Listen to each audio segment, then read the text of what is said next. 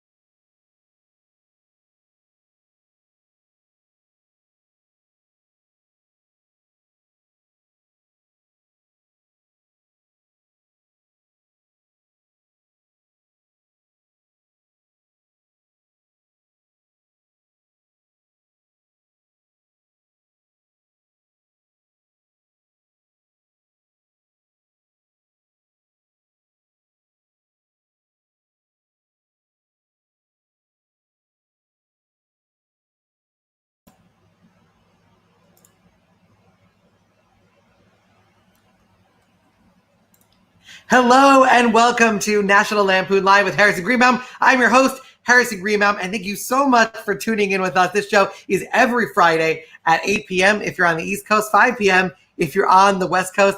And as you might have noticed last week, our show went dark in a show of solidarity with our brothers and sisters of color and in support of the protests against police brutality and systemic racism. We also wanted to make sure that the right voices were being amplified. We're back. And as always, raising money for the COVID Foundation, which we've been doing for more than 2 months now. And one of the reasons that we chose the COVID Foundation was that in addition to getting PPE into the hands of New York City healthcare workers, which is an acute and still ongoing need, the COVID Foundation has also made it its mission to get free essential medical grade supplies to the New York City communities that need it the most.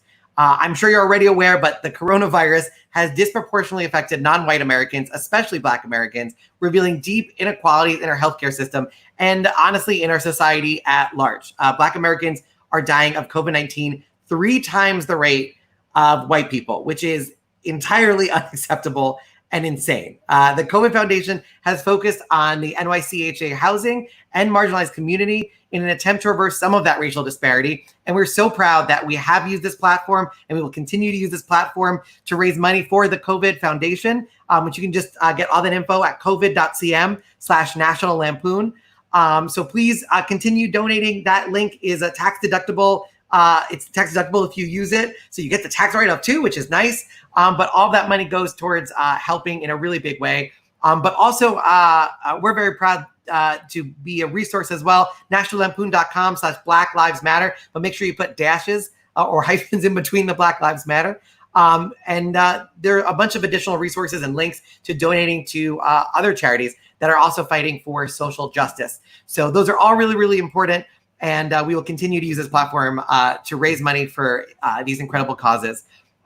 Weirdly enough, back in 2008, which is way too long ago, I was a senior in college, and my thesis, I was a psych student, was on humor and its effect on racial prejudice. And I'm not going to bore you with scientific details, but I will tell you that essentially I forced white students to watch Chris Rock, and I saw if it made them more or less racist. That was my whole study. It actually won an award at Harvard. It's insane. But did you know that if you pay $250,000 for school, students will be so desperate that they will literally do anything for free pizza? And it turns out, by the way, based on the study, that humor seems to be one of the most effective weapons we have in changing hearts and minds. So while there is still a long fight for social justice still left to go, we hope that we're not only bringing a little levity and humor every episode and also helping to raise funds and awareness for the COVID Foundation, but we also hope to be part of a push for positive change using the weapon that National Lampoon has wielded against authority and authority figures for over half a century, which is comedy. And now your weekly eel fact. Eel facts. Eel facts. This has nothing to do with what it was talking about. Eel facts. What the fuck? It's a weird segue. I'm going to be honest. I'm not very proud of it. But our last episode, I explained to our viewers that we don't know shit about eels. We don't know anything about eels. And so in a way less important mission than anything else that we're doing, I also want to inform the public about eels. There's no reason to do this. I just find eels funny.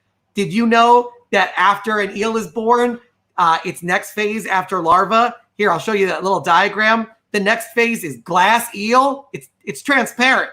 They're fucking clear. Could you imagine if instead of during puberty, human puberty, instead of growing pubes and boobs, you just were clear for a while? It'd fuck you up. That's why eels are weird. Here's a glass eel. That's weird. If you think that's not weird, that's how clear they are. If you think that's not weird, that will give you nightmares. If you think that's not weird enough, that's too many eels. And that was your weekly eel fact. Eel facts. I'm singing the theme song. We don't have a budget, so I'm singing it now. I have to sing behind all those graphics because we do not have any budget, but that's okay. Thank you guys, by the way, for tuning in every Friday. You can check me out on Twitter and Instagram at Harrison Comedy. There you go. But the more important link is our COVID Foundation link, covid.cm/National Lampoon. Let's put that up there. And we'll keep putting that up throughout the broadcast to remind you to donate. And also check out nationallampoon.com/Black Lives Matter, a fantastic resource. Just the start. There's a lot more to do, but absolutely check that out as well. And before we get to our incredible comedian panel, so excited, I want to bring up our virtual audience. They are from all across the country. And by that, I mean exclusively from Los Angeles this week. So let's bring up Matt. How you doing, Matt? I'm good. How are you? I'm good. We got Shelby. How you doing? Hi. I'm good. How are you? Hi. Sorry, what? I said I'm good. How are you? I'm great. Thank you for doing it. And we have Race. I'm going to be honest, it's an awkward name, especially considering the time and the subject of this episode. I've been talking about race, and by that, I don't mean you. What is that your real name, and what's that been like? Yeah, my dad's a race car driver, so that's where that came from, and they just couldn't spell it normally, I guess. I gotcha. Okay, your dad's a race car driver. Is he like a good one? Like, is he a famous one? No, he's not famous. Okay.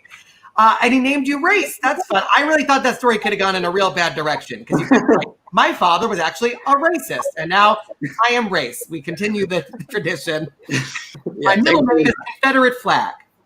No Confederate flags. That's great. Shelby, have you ever met a Race before? I have met this one. Okay. Wait, you have? You know this Race? Uh-huh. How do you know our Race? I think we know. I went to USC, and I think you know some people from USC, or I think you went to USC. Yeah. Yeah. You guys went to USC? Well, I'm going to do something for you guys because I know a little bit about USC. Matt, if you go to UCLA, I'm going to take the fuck out of this stream. Nope, USC. Right. Yeah. Where do you go? Or where did you go? Oh, me? Yeah. Oh, USC also. I know. Oh, okay. I know race. Oh, I don't know everybody. I know race. Oh. We live together, Matt and I. Are you in the same house? Yeah. I love it. We've ruined the illusion. People are like, wow, how do they get such big audiences? They just put 2 cameras in the same goddamn apartment. Shelby, you're not in the same apartment. No. Yeah, you have a nice looking apartment. They're in front of it looks like bare bachelor walls. Yeah. at least have it. It looks like a mirror, some art. They're little living apple. like they're, about to skip town.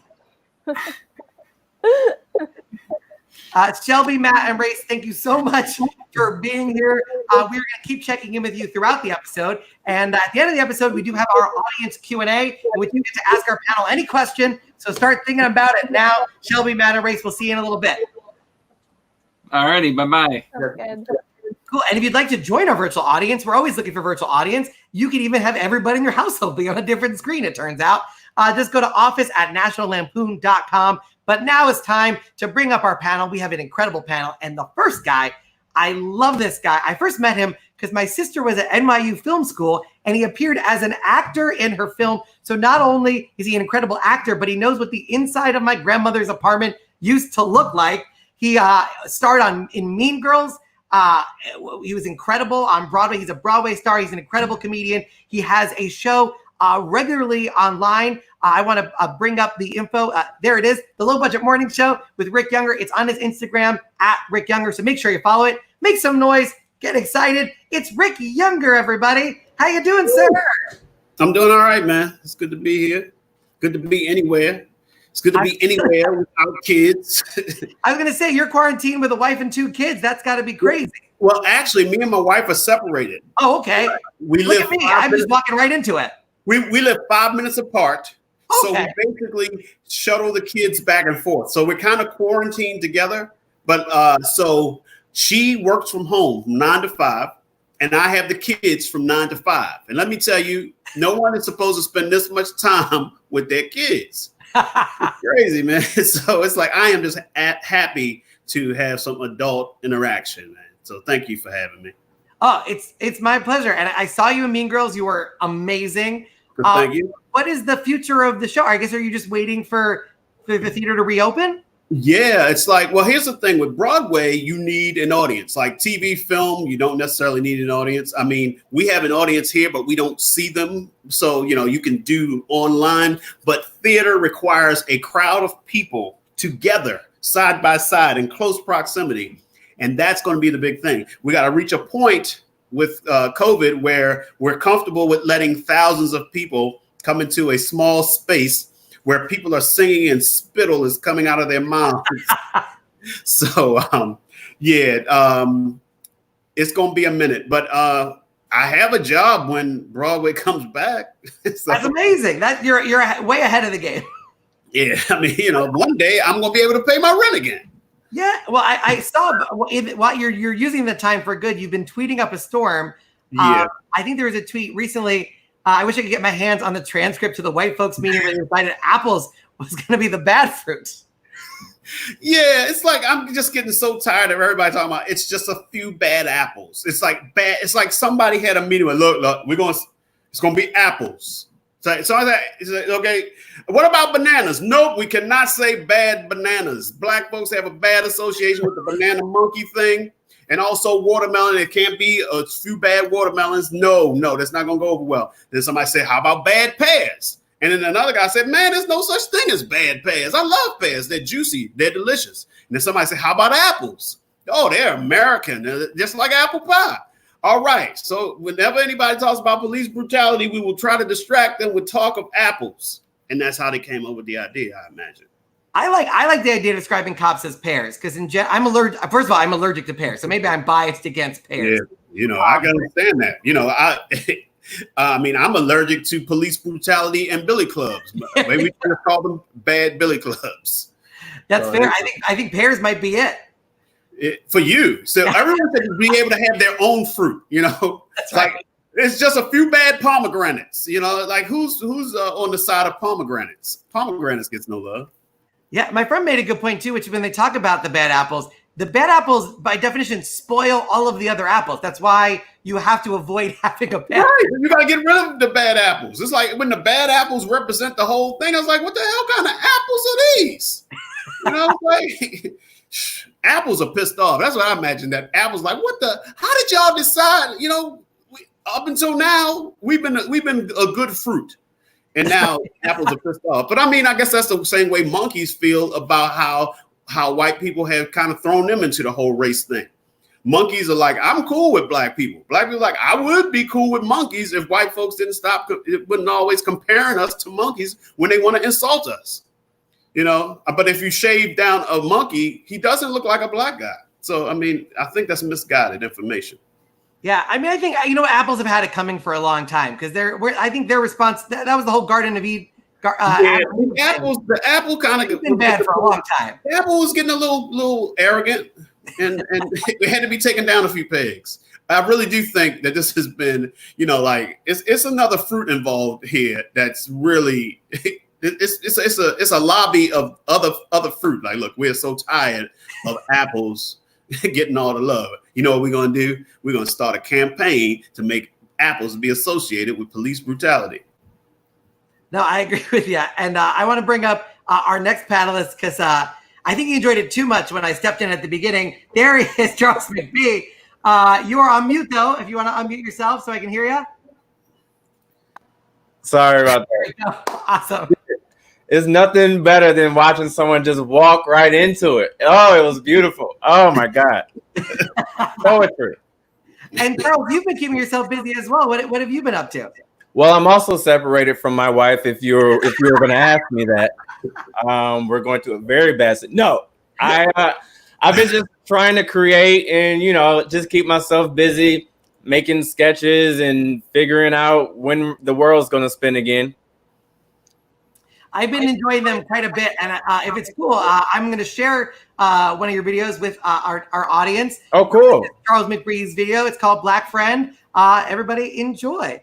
Hey, are you a white person who desperately wants to be an ally to the black community, but you're afraid of asking black people questions for fear of sounding ignorant, or even worse, getting cursed the fuck out? No worries. Just call 1-800-MY-BLACK-FRIEND. Where do I get information on how to be a good ally to the black community? Google that shit. Let Google be your ally. If you can Google how to do the latest TikTok dance, you can Google how to be an ally to black people. Oh man, is Black Twitter a real thing? And if so, am I allowed to join? Yes, Black Twitter is real. But in order for white people to be considered, you have to have a thorough white privilege background check and have watched the 5 Heartbeats in its entirety at least 5 times.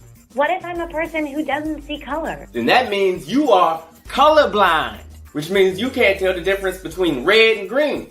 But you can see the difference between black and white. Don't say that shit no more. Well, isn't it all lives matter? Get the fuck off my line. Next, call me now and get your question answered today. God is good all the time. And all the time, God is good. Bang, bang, bang, bang. Free Bobby Schmurda, Wu-Tang Forever. That's amazing. Thank you. That's what I've been doing in my living room for the past like 2 months. There's a little deja vu. I think the background in that video is very similar to the background right behind you. Yeah. I added a new backdrop. That's my Fresh Prince little canvas that I got a couple of days ago. But yeah, same background.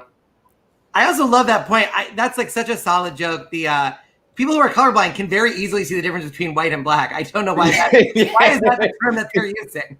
You're not blind. This is still. You either have a color TV or you have a black and white TV. It's still, you're going to see black and white no matter what. Yeah, and how's your quarantine been otherwise? I mean, the last couple of weeks have probably been insane. Oh, the last couple of weeks have been nuts. I think we're at the point now where we're at the fuck it point of COVID, where you're just like, you know what? Fuck it. Whatever. Like, I'm going out. People are marching, thousands upon thousands of marching and going out. It is what it is. If we get the shit, we get the shit. Like, that's where people are. We'll mask it up, but Oh, you went mute, Charles, for a second. I want to make sure we hear the rest of you. There you go. Oh, we lost your audio, Charles. If you want to just check the microphone settings. While you do that, I'm going to bring in our third panelist because I want to make sure we can hear you. But I'll give you a second to fix that.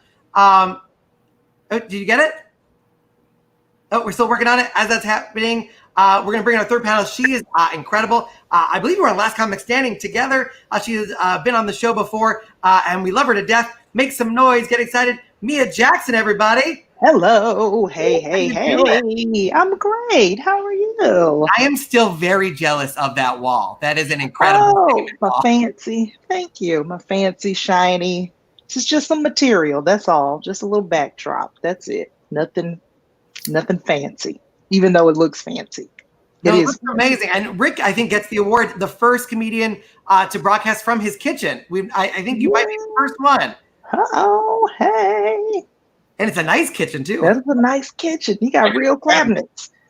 Right. Yeah, I was looking at that too. Yeah, Black man with some the things that come with having kids, it's like I can't just have a pile of canned goods in the corner. I gotta look presentable for them. Was that a full size refrigerator? Because I'm impressed. Man. My laptop is exactly what you'll see. Just cans in the corner. I'm jealous. Oh. I have one of those mini kitchens where like every appliance is it's the smallest one you can get, but my microwave is regular size. So people just think I have a giant microwave, and it's really just an optical illusion. Everything is tiny except for my just very normal sized microwave. Mia, I know we spoke about your quarantine last time. I know you're quarantined with somebody, but according to my thing, you've been experimenting with lockdown hairstyles. I have. This is I've bought wigs specifically for Zoom. So this is a Zoom wig, and I'm very excited about it. I usually I don't ever feel like doing my hair, so I usually have a sew-in. I usually have just some hair that's not mine, just sewed right into my scalp, and then I had to take this out. Like I can't get to my hairstylist, but I also can't keep looking the way I'm looking. So wigs, I got them specifically for Zoom and for IG and for any streaming web conferencing service. And as soon as this call is over, this is leaving. This is, but I even bought one wig that looked exactly like the weave that I just took out, but I don't know how to put it on. So, this is the best we can do. This is all we can do. This is it. The weird thing is Charles's beard is also glued on. That's his Zoom beard. Just went to the barber shop and just grabbed stuff off the floor. Do you remember your joke? Using my hair in the back. I still quote it to people. Harrison? Which one? Do you remember the joke you said about my beard? It was like a month or so ago. I still quote it. You said, I look like a pedophile from here down, and I look like the kid that I was snatched from here up. I remember it now. That's a solid joke. Oh. I'll take it. You know what? I'm going to give myself, where is it? Oh, God. It is a retroactive joke of the night. I should not be giving myself. That is a award that for some reason, the more I give it out, the more valuable it feels. I don't know how that works. I like it. I guess we can get into the news. There is so much. Everything is coming fast and furious. Even just today, there's been breaking news. ABC has just announced that it's going to have its first Black Bachelor, which has only taken, I believe it's 40 seasons. It's been on the air for 18 years. And Band-Aids, which has been around for 99 years, for almost a century, are finally releasing non-white tones, which feels a little bit late. How do you guys feel about these developments? Well, there's actually a black company that already does the brown skin tone Band-Aid. And when I was on Twitter today, it was like they were actually Band-Aid doing this actually made more people post about browndages. And so I think that all that's going to happen is people are going to get pissed off, and they're actually helping their competition. Yeah, there are two companies that have been doing this for a while that Johnson & Johnson could have maybe acquired or spoken to. So it does feel ironic that they're trouncing on businesses that are either run by people of color or run by people who have a board that have people of color. It just seems weird, and it seems late. The thing, Band-Aid. The thing with Band-Aids is that their name is so iconic, or that name is so iconic that you associate everything as a Band-Aid. So Roundage needs to come up, I think, with another name or some name that's so like something else that we just automatically say that name. Because anything bad, I'm gonna I'm gonna already go back to Band-Aid. They should come up with brown is just all they care about is if you buy it. If you can call them brown Band-Aids, I want more people to look for it. Yeah. When they think of a cut, I don't know if people are gonna think Browndage because they go Band-Aid. It's just like I don't know. Negro. That'll be a true sign of your level of wokeness. Yeah, man. Right. What are we going? Could it be? Could we have woke aids? Could we just do it? Could we just go? Well, look, I just realized I cut my finger earlier, but lucky for me, I'm wearing a Band-Aid that's made by people that love green, purple, polka dotted people. So that's you what I got on. Band-Aids. I got on the alien. Now I got a question. Now, so we got a black bachelor. How many of the women are going to be black women? Good question. Yeah. What do you think the ratio should be? I think it should. Well, I think we should go right back in because like they usually throw in like a token black person, and they're not gonna win. So what would be hilarious though is to have a token white girl and see how long she lasts. Because every week that she survives, people gonna be brother. Just get rid of her now. You can't let her win. They're gonna be pissed off. It's gonna be the final round. Her, Shaniqua, and it's gonna be. But I bet you everybody tune in. Yeah, I really hope. I want them to get a white woman though that only usually dates black men, but that thinks she's black. Like that's what I want. She got big waves. Yes, she got baby hair. She got songs to the guy who's the bachelor.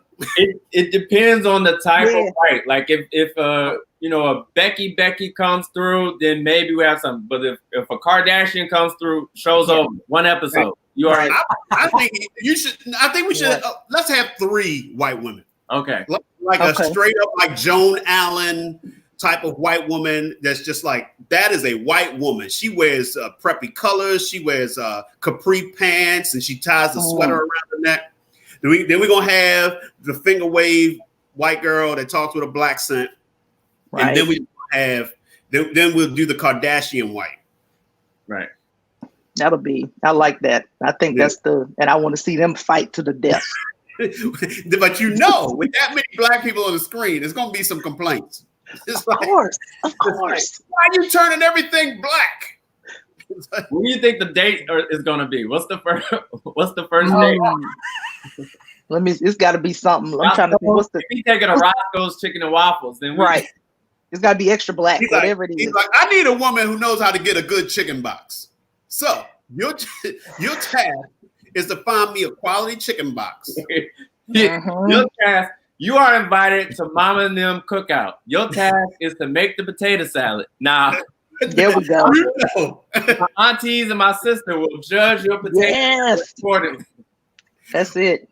That's it. You got to bake a pie. Right. The question is, are you going to show up with sweet potato, pecan, or pumpkin? There's only one right answer. only one. Bachelor, man. Let's get on it. Yeah, so when he shows up with an apple pie, you're like, get out of this house. Yeah, I think she should also. I don't know what like we need to be able to see if she can cornrow too, just to see, just to see. Yeah, we don't have to. It doesn't even have to be for him. We just got to know it can be done. She got to watch the 5 heartbeats. She got to know all the quotables. She got to babysit your nieces and nephews. Oh, yeah. By the way, we can quiz our white audience. Have you seen the 5 hearts? Nope. Heartbeats. Okay. Have you seen? It's a very good movie. Robert Townsend is incredible in it.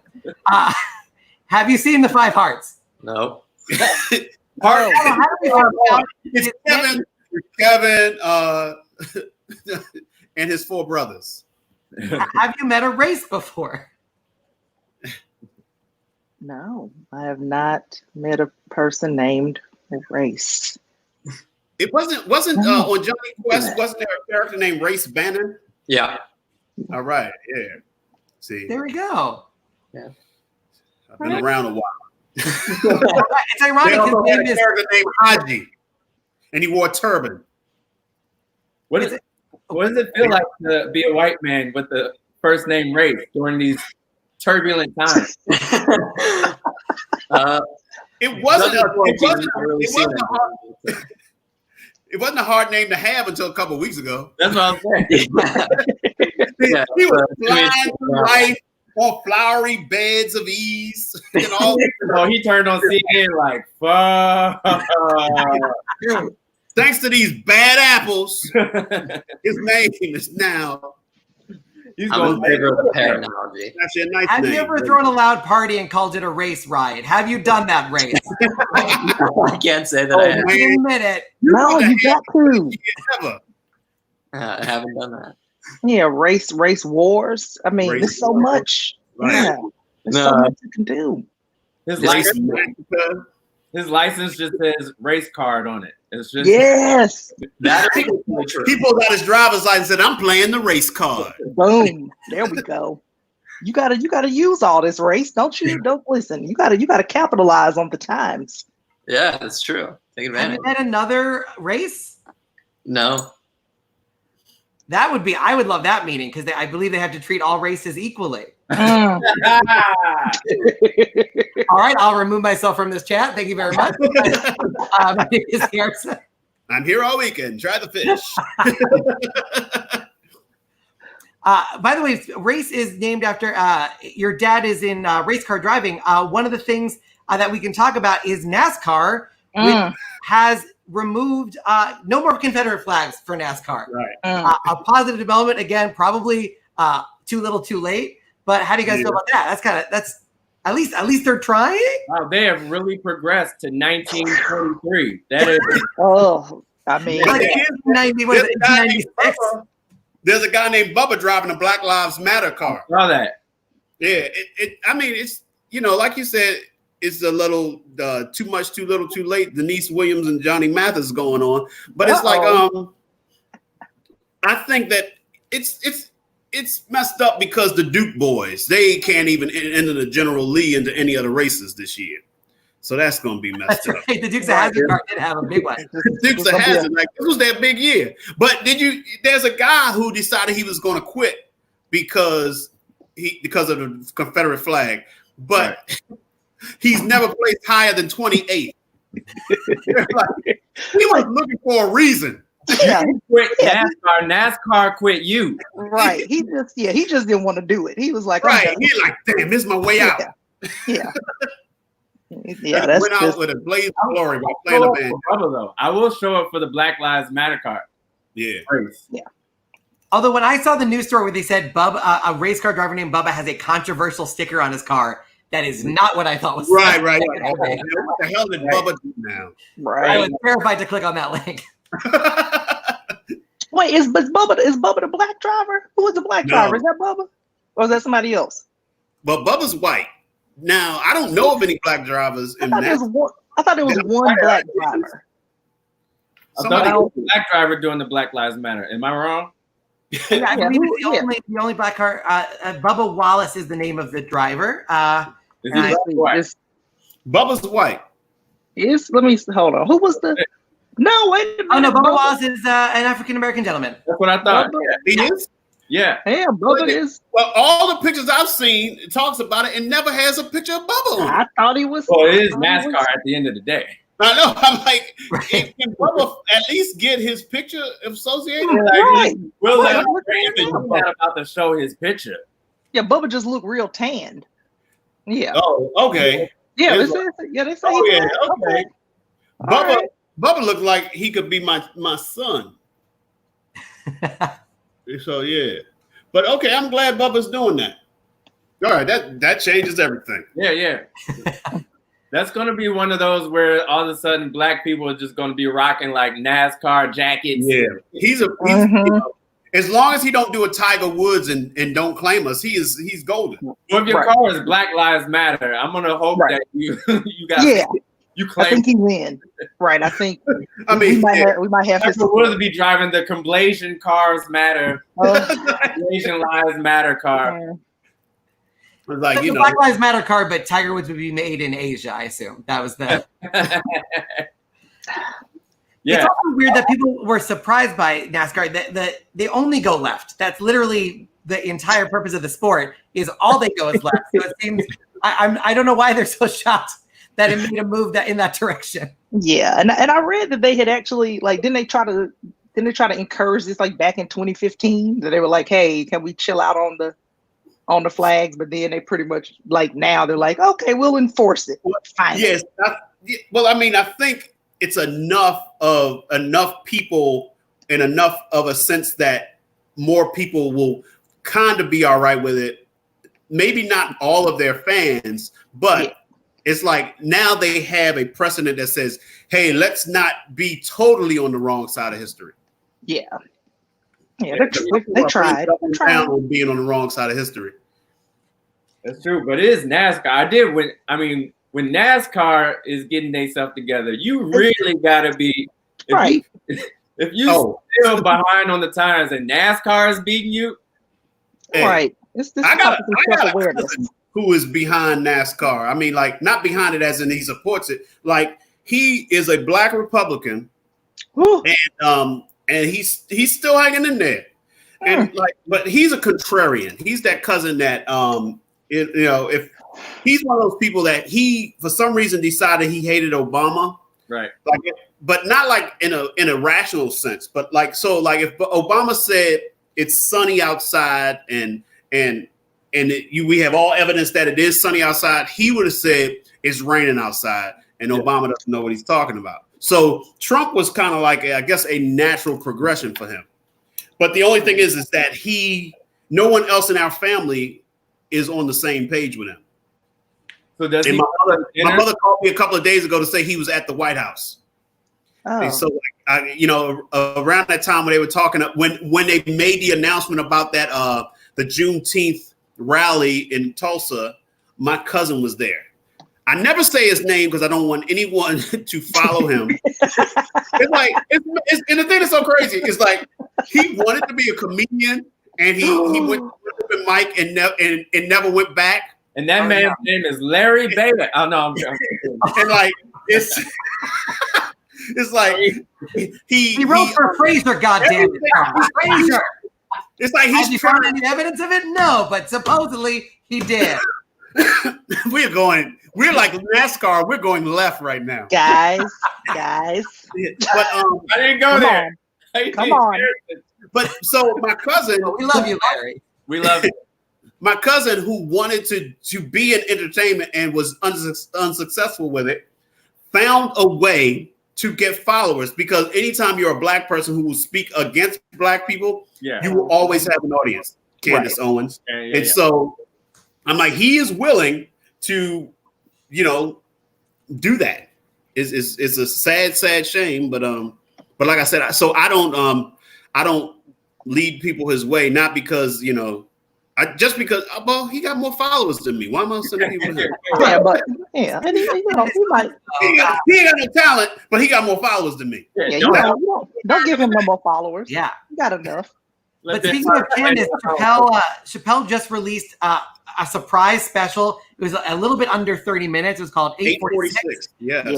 And he went after Candace in a beautiful way. Did you guys get to see that clip? And what did you guys think about it? I saw it. Well, go ahead. Okay. First of all, I think it's a great place to be where he is, where he can speak and people come to hear what he has to say. Because that it's not comedy. It's a piece of It's a piece of spoken word. It's a piece of theater even. But I like the fact that it's like we, because of course, comedians we associate with like that a person can be a comedian and can be so good at what he does that we listen to him. We look to him to hear his take, even though he's like, it's not my place right now to speak. It's time for the streets to speak, which I thought was like finally a celebrity when confronted with the what have you said, instead of like saying, okay, let's put together some tone deaf video or let's say something saying, look, it's not my place to speak. The streets will speak for themselves. The people will speak for themselves. Right now it's time for me to be silent. And I thought it was very powerful. And it's like, it's one of those things that makes you as a creator it inspires you. Like, I want to reach a level where what I do transcends what people know me as. Right. Yeah. Because I watched it and I was like, man, I don't be talking about nothing. I was like, what am I doing with my life? What is this? I was like, I never say anything as beautiful and, you know, deep as that. But I mean, I just thought it was just good on so many levels. And I liked how he, you know, was able to take like I'm not a numerology person and all that kind of stuff, but it was just the way he was able to connect all those numbers and to tie it back to himself. And I just thought it was such a beautiful way to say, I'm personalizing this so that you understand that I'm a famous dude that you like that's personalizing this so that other people who you don't know and don't like are also looking at this the same way. Like everybody, like if you are a Black person, you're finding some way to connect to this thing. And I just thought it was just like he did it well. And then he was able to get a couple of jokes in there and address some stuff. And I was like, oh, this, you know, you get those moments where you like I was watching it tearing up, but then I had moments where I was like, oh, there's a little bit of release. Yeah. You know, it was beautiful. Yeah. It was really interesting to watch it in real time unfold because not going into it knowing anything about it, right? So I'm looking at it like, oh, shit, he just dropped the special? Yeah. Like, all right. Right. Yeah. Got in, and 5 minutes in, I'm like, oh, okay, maybe, you know, he's going to build the tension and then it's going to be something else. And then 10 minutes in, I was like, oh, no, this is where we are. Like, yeah. Like, we're going to sit in this. We're sitting in this. Yeah. And yeah, it was just cool sitting back because that's basically Chappelle when he drops in at the club, right? Like, he's not waka, waka, waka. He's just having a conscious train of thought that he's just speaking to the audience. So that's what it felt like. But with it being with this particular subject matter, it was really cool to just see his take and where he was coming from.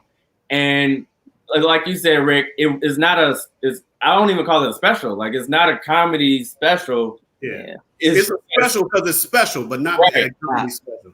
Yeah. It like I said, it's he's at a place where he can do that. Yeah. It's not that we can do it, but we are not at a place where people, every night I get on a comedy stage, I am winning new fans if I do well.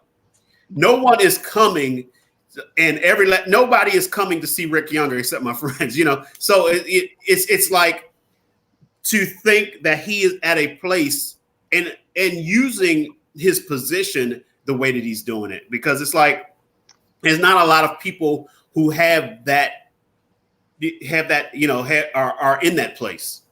You know, he's one of them. You probably could count them on one hand and have fingers left over to even think about who could possibly do that. Chris Rock could probably do it. If Eddie Murphy decided to get on stage again, he could probably do it. Yeah. You know, if George Carlin would rise from the dead or Richard Pryor, they could do it. You know? Yeah. There's not a lot of people. Yeah. I mean, it also seemed untouchable in the sense that, it was an artistic just achievement. I think it's going to go down as something, a cultural moment. But also, who else can draw 100 people into a field in Ohio? I was so jealous. Yeah, right. I mean, I've had shows promoted weeks in advance, and I was like, "This is it. Just my mom and them gonna come. That's it. Yeah. Just my mom and a couple of cousins. All right. Well, I'm trying. I'm hoping that people will eventually watch my live from the morning and get to 100 by the end of the day. You know? Yeah.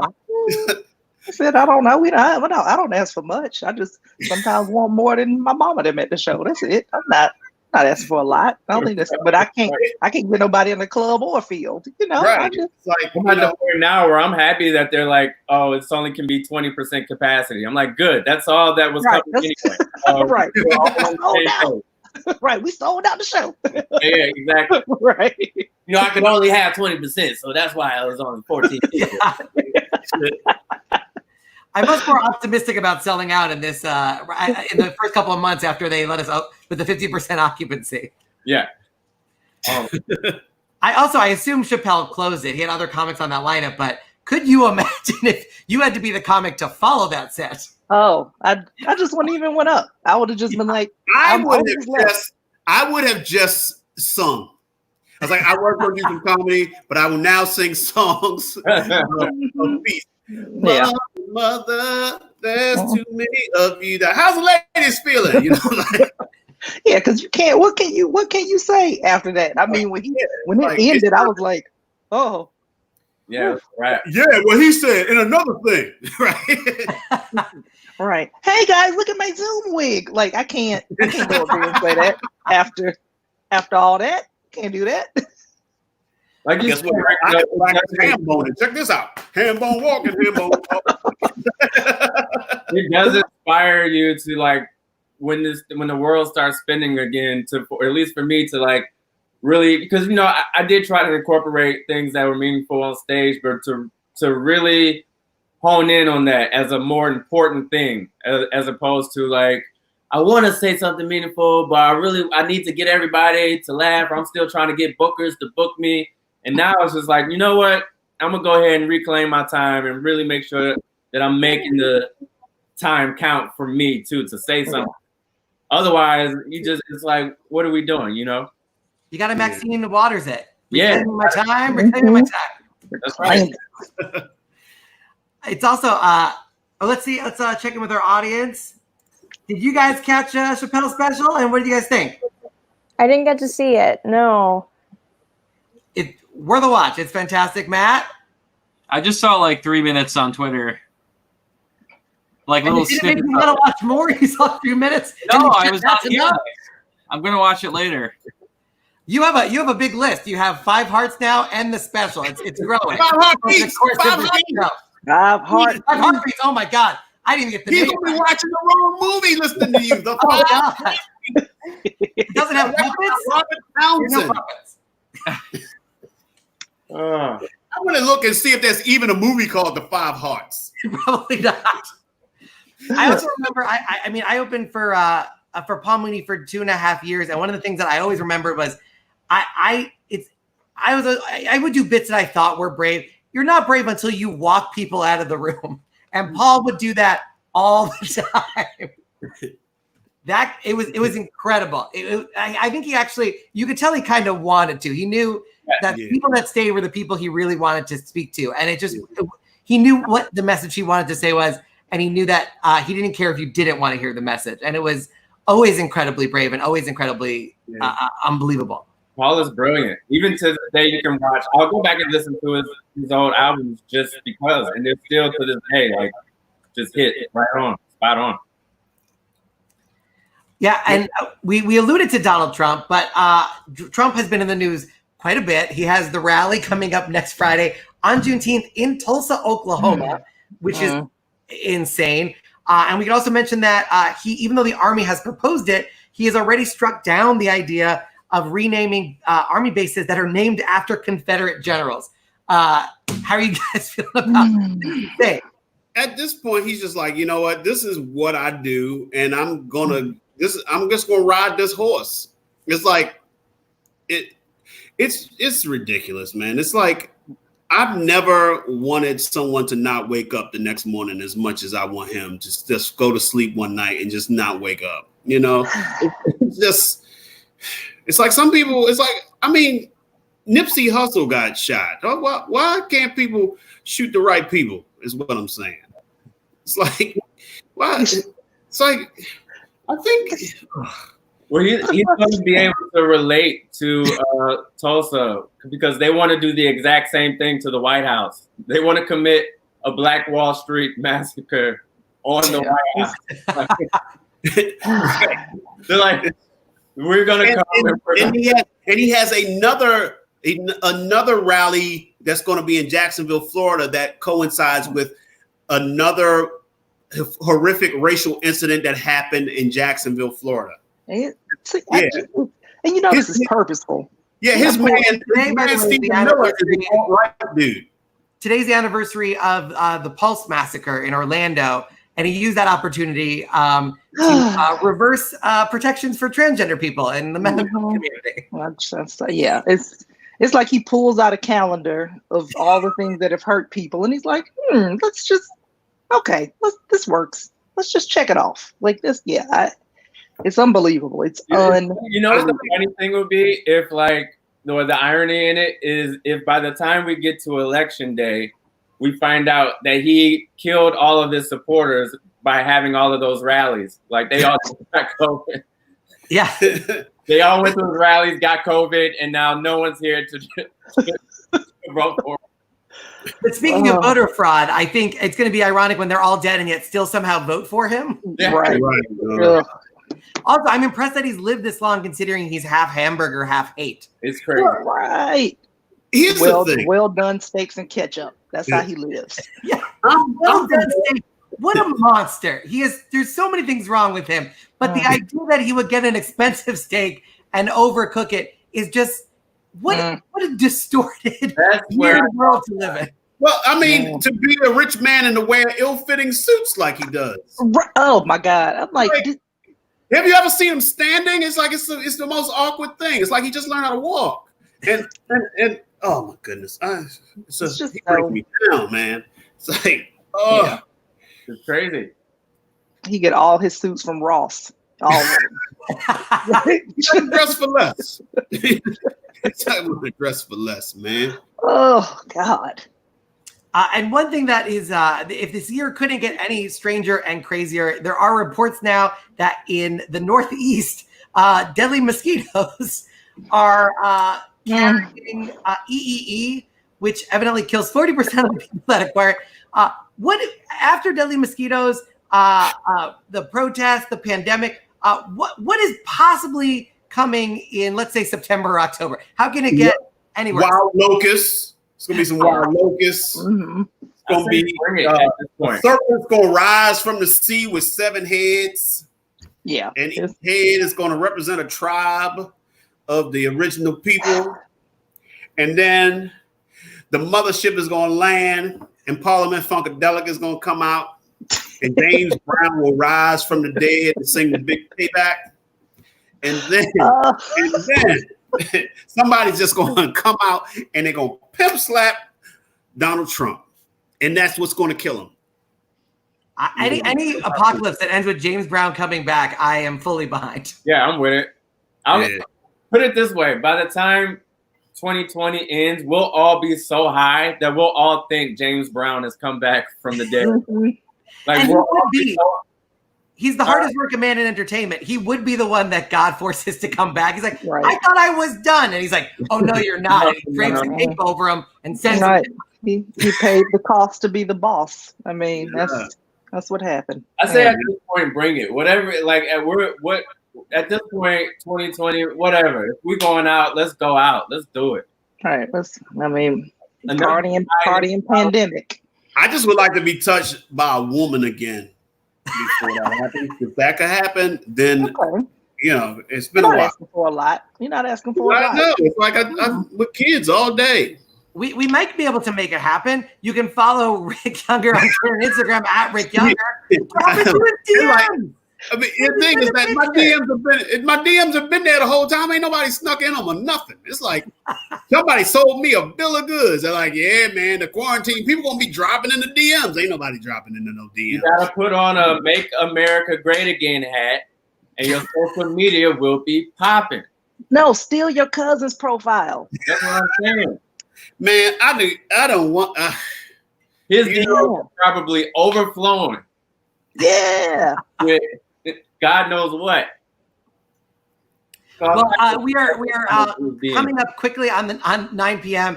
And I do want to make sure that we get to our final segment, the way we've been ending all of our shows. The audience Q&A, in which we allow our virtual audience from all across the country, and in this episode, exclusively Los Angeles. Exclusively one apartment. They're from across the country. Just two apartments in a very close area to each other. We're going to see how many questions we can get through. Shelby, what is your audience question? Okay, well, when everything reopens, what is the first thing you guys will do? Well, I think we know what Rick is going to do. I'm going to find somebody to hold me. I just want to be held. You know? There you go. I just want to interact. I want to actually touch an adult. I mean, it doesn't have to be anything lascivious. It just needs to. I want to ball up, and I want to be the little spoon. Little spoon is great. Very underrated. I think there's actually a conspiracy. I think the reason women make us be the big spoon is because the second you're little spoon, you realize it's the best position. You won't want to go back. You never want to go back. Once you do little spoon once, I did little spoon once, and I was like, holy shit, this is. I felt so safe. No, it's like you got the feeling in your arms, and it was great. I didn't have that dead arm one. Dead arm. Oh my god. No, I'm 6 feet tall, so I've never been the little spoon at all. You know what? I'm willing to make a deal with you. I will let you be the little spoon if you let me be the little spoon. Ain't nobody got to be like, all right, your turn. All right, your turn. Thank you. I'm going straight to Brazil. Let's stop play games, people. I'm going right back to Brazil. And this time I'm not lying as to why I'm going. Last time it was a lot of lies. Christ Redeemer. No. Women, drugs. It's we're just straight back to Brazil. I like that. I feel like no married man. I'm a single guy, but no woman should let her man go off to Brazil. If you let your man go to Brazil, he ain't coming back. I feel like that scene in a war movie where the husband dies at battle and the two soldiers pull up to the house and they walk to the house and the wife sees them and automatically knows that she's lost her husband forever. She starts crying. They comfort her. That's what it's like when a husband goes off to Brazil. His two best friends should pull up to the house. She sees them. She drops to her knees. They comfort her. They hand her back his wedding band in a triangular flag. Oh my God. The whole thing. Brazil. Oh God. Do you know about Patrice's trips to Brazil? Have you ever heard the tales of Patrice? Yeah, Patrice used to travel to Brazil with a bag of glass dildos. And unfortunately, I learned this story right before he passed, so I never had the opportunity to ask him. But I always wanted to know, what is the number of glass dildos? How many does it take before the security personnel get suspicious? Because one or two, I think they let go by. But I think there's a number where they are obligated to search your bag. After 6? All right. That sounds about right. So that was some certainty. I like that. All right. Okay. Yeah, Rick knows. Rick is like 5. I have never had a problem with 5. Like, this is crazy. Hilarious. Thank you for your question. I don't know if you expected it to go in that direction, but we I loved it. Thank you. We have time for one more. Let's bring in Race. Race Younger, Rick's cousin. Is you guys younger for real? No. Okay, man. Because most youngers are related. No. All right. I'm not a younger, unfortunately. All right. Race, you put up with a lot of abuse in this episode, and we very much appreciate you being here. We also appreciate Matt, your roommate, who is also there. So we'll give you one question between the two of you, since you really are just one household. You guys decide who asked the question, but the final audience Q&A is one of you guys.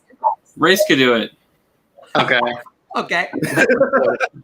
I like how you pointed off screen for a second. That was very exciting. Because that's another roommate we have not seen really yet. is in from him. He's like, he's over there. Very confusing. All right. Who would you guys invite to the roast of Trump? That is a fantastic question. Like comedian? Anyone. Who would you invite to just roast the hell out of Trump? The ghost of a Jeffrey fantastic Epstein. question. Who would like to hit it first? The ghost of Jeffrey Epstein. That's pretty good. Who? And it has. I was about to say, does it have to be comedians? Because I was just gonna say some mean children, like some mean ass bullies from middle school. 14-year-old black and Puerto Rican. Yes. From the Bronx. Yes, that's what I want. Look at your raw suit. Like that's what I want. That's what I want. Or any of the female journalists that he has just totally. So Alcindor, I can't remember the name of the Asian reporter that he totally disrespected, and then the other woman helped her out. All of those women. Yeah, if I could do anybody, I would just invite a school child from 2100 or 2200, and then just ask her what they know of Trump 100 or 200 years from now, because it would be, I think it would be beautiful. Yeah, that would be. You'd just be like, oh, you mean the worst president that they've ever had? And then you'd be like, what? And you'd be like, yeah, that's, we don't even include you on the chart. You know that chart with all the little faces? Not even on it. Yeah, that's you. Yeah. Do you think they name, so somebody once said this, was that the reason he defends the Confederate statue so much is that if he has any chance of his statues not being taken down, he have that stance now. Yep. Can you imagine? Is he going to get a library? You think? No, it's a steakhouse. Library. Let me in his library. No, he getting a steakhouse. Go, dog, go. Where they only do ketchup. Sorry. He's not gonna have a library. And no, or if he does, they need to get the picture of him holding the book weird out front. When he holding the Bible upside down, he looked like if he was afraid that the contents inside were gonna get on him. That's his statue. We got his statue. That's it. Trump weirdly holding a book. That's the statue. They should just put it in inappropriate places. Like there was no reason for him to be in front of that church. They could just stick it in front of a landfill, in front of a burned out building, just random places. Yeah, that's it. That's what. Yeah, in front of one of his hotels, this bankroll, all kind of stuff. That's what I want. Yeah, anything that he has shut down. Or we can always have Obama back because didn't Obama roasted him pretty good at one of those press things. Yeah. You know what I'm talking about. He roasted him so hard, Donald Trump decided he wanted to run for president. Yeah, that is the moment.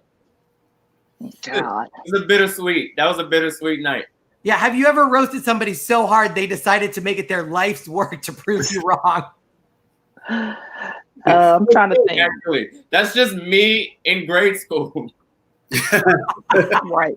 I tell you, I'm gonna be somebody. Right. Every comic. Yes, every comic. Yes, right. Every comedian. Well, guys, thank you so much for joining us. I want to make sure we plug all of your social media. Rick Younger, you can follow him at Rick Younger. He also has the Low Budget Morning Show, # Low Budget Morning Show with Rick Younger on Instagram. It's all the time, so make sure you follow him so you can. Those will pop up in your feed as they go live. Charles McBee, follow him on Twitter and Instagram. He is putting out incredible video content that you must follow. So make sure you go on Charles McBee. And Mia, it's at Mia Comedy, MIA Comedy. That's for Twitter and for Instagram. Guys, thank you so much for joining me. You know what? You guys all get Joke of the Night. Hey. Across the board. Thank you. It's a meaningless award, but somehow it feels good. It does. We'll take it. Guys, thank you so much. Have a great weekend, and we can't wait to get you back on the show. All right. Yeah, bye. Take care, guys. And let's have a big thank you for our audience from all across a very tight area in Los Angeles. We have Max and Race and, of course, Shelby. Thank you guys so much. You guys have fun on the show? Yeah, it was really fun. You guys are welcome anytime you want to be a virtual audience. You guys were all so amazing. We really appreciate it. And if you guys at home are watching and think, I want to be in the virtual audience, you can be. Just email us, office@nationallampoon.com. Thank you guys so much. I hope you guys also have a great weekend. And last but certainly not least, a huge thank you to all of you guys. Let's throw up the covid.cm/National Lampoon URL. There it is. If you want to donate to this charity, it's a fantastic charity. We've been trying to raise funds and awareness for more than 2 months now. We are on episode 18, which is a lucky Jewish number. That's the Chai, which is life. And this charity does actually try to help prolong people's lives. So covid.cm/National Lampoon. That was the Jewiest plug we've ever done of it. And let's also put up nationallampoon.com/back-lives-matter, an incredible resource with a lot of great links for you to also donate to fantastic social justice causes like Unicorn Riot, the Black Lives Matter Global Initiative. So make sure you go there. And if you can donate, we would love that as well. It all goes to really great causes. So a huge thank you to Mia, Charles, and Rick, to our audience, Matt, Race, and Shelby, to our producers. We got Evan and Brendan. And of course, to all of you guys, we could not do this show without you. We are here every Friday. Hi, Jen. Thank you so much. And thank you so much for supporting the show. Zach as well. Thank you so much. Great headshot. Fantastic. Great panel too. All right. And we read all of your comments, and we are so happy from people who are tuning literally in from all around the world, as far as Australia, of course, the United States, to Sammy as well, who did a laugh. So many people tuning in. So thank you so much. You can follow me on Twitter at Harrison Comedy. That's on Twitter and Instagram at Harrison Comedy. This has been National Lampoon Live with Harrison Greenbaum. We will see you here next week. Stay safe, stay well, have a great weekend, and we'll see you here real soon. Cue the cartoon. National Lampoon Live. I'm singing the song. We don't have a budget for music, so I'm singing the song. Singing the song. I'm singing it, not pre-recorded. Singing